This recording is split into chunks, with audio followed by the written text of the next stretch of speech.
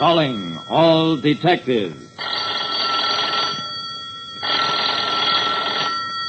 Suppose you were a private detective and found that your client was not only killed, but that you were the prize suspect. That is the situation on this page from my casebook. The casebook of Jerry Browning, private detective. There are some types of cases no private detective likes. And I, Jerry Browning, am no exception. Because about all you expect from such cases is... And tell my wife that if she sends any more private detectives after me, they'll get the same treatment.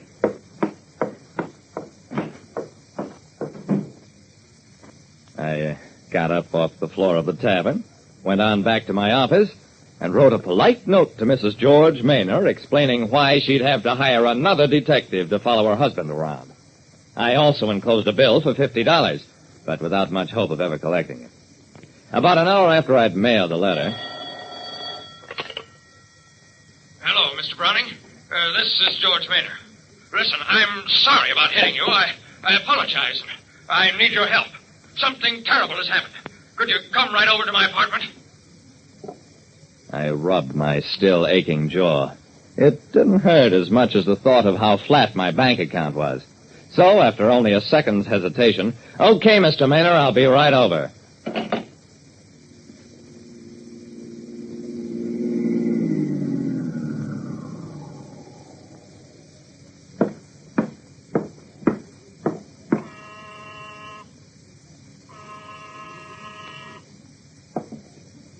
The Maynor apartment was on the 4th floor. So when the elevator didn't come, I ran on upstairs.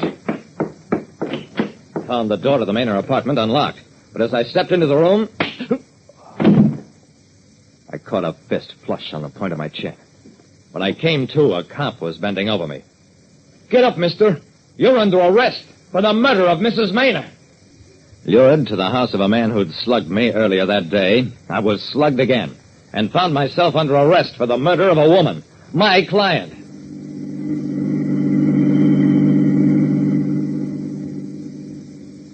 At police headquarters, the desk sergeant said, I never heard a more unlikely story in my life. But I tell you, Mrs. Maynor was my client. She hired me to check up on her husband. All I know is we got a tip that a suspicious character was hanging around the house.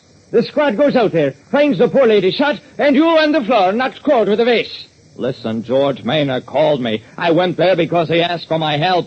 You just said he slugged you in the afternoon, and you expect me to believe he called you up in the evening, and you go running back for more? Lock him up.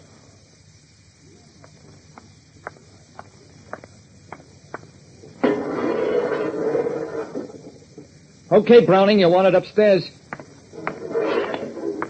I left my cell with a feeling that I was walking the last mile.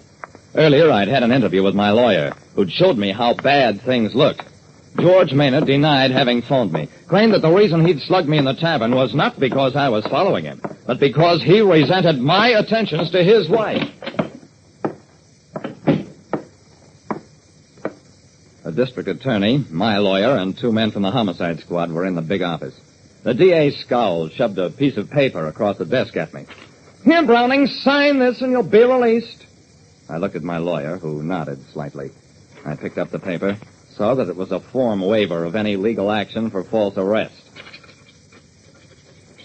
I signed and gave the form back to the DA.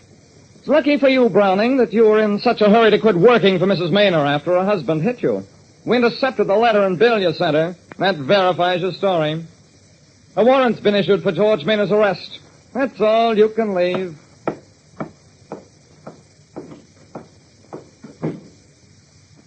I was tired, dirty, and unshaved after my 24 hours in jail, but I didn't go home.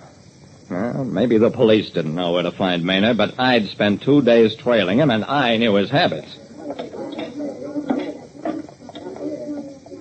I didn't locate Maynor until I'd made the rounds of half a dozen joints. Finally collared him in a waterfront bar. Gave him back the 2 wallops he'd given me and 1 more to remember me by.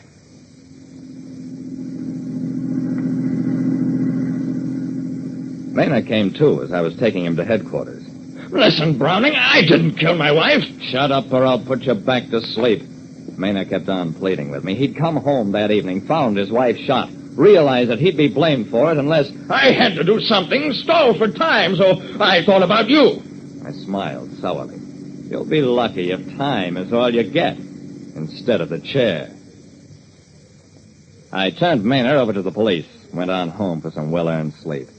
But the more I thought about Maynard, the more troubled I got.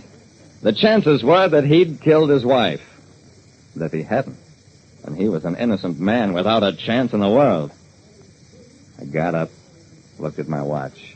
11 o'clock. Oh, well.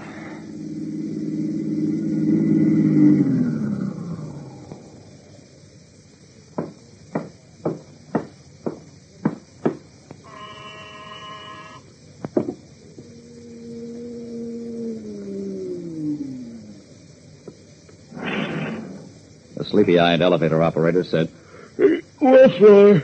4, the Manor apartment. The operator snapped, suddenly alert. They got Maynard. I just heard it over the radio. I nodded. Take me upstairs. You know, Mr. Browning, I never figured you'd done it. I had Maynard pegged right from the start. I grinned. Oh, you know me, huh? The operator nodded vigorously. Oh, sure. Your picture was in the paper when they arrested you. And the way I doped it out, Maynard was waiting upstairs for you that night. And when you come in, he slugged you, left you there for the cops to find. I stepped out of the car. Hey, come on inside with me a minute. I turned to the operator. Now, open the door with your passkey.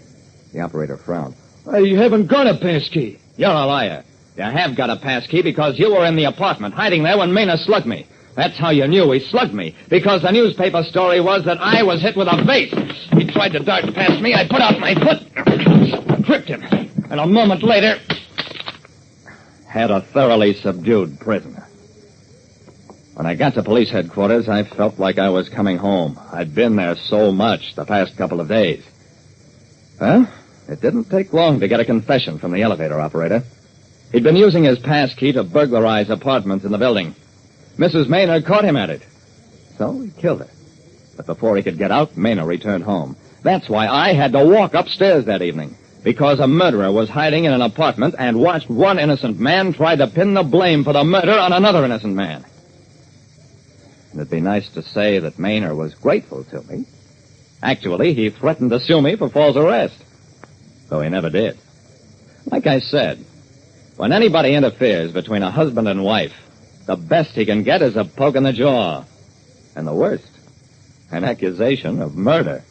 Listen next time to Calling All Detectives, mystery drama, mystery quiz, and a chance for you to match wits with yours truly, Jerry Browning, private detective.